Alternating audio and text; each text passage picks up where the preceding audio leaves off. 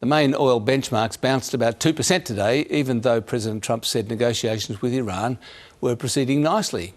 Possibly because the US and Israel blew up some Iranian ships in the Strait of Hormuz that they said were trying to lay some mines.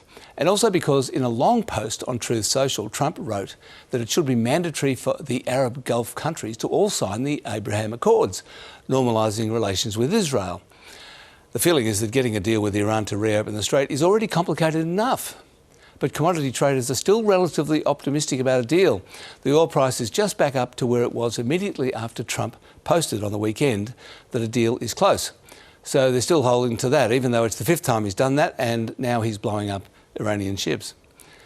The share market lost most of what it gained yesterday. The standout was online retailer Kogan after announcing an 18% lift in sales. Santos fell, even though it had an investor day for the purpose of telling everyone things are great. This graph in the presentation is probably the core of the optimism.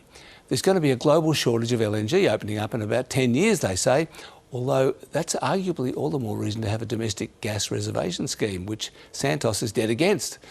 So possibly a mistake to produce that graph. The Korean market hit a new record high, while prices in Tokyo and Shanghai fell, and the Aussie dollar stayed roughly where it was in the mid-71s.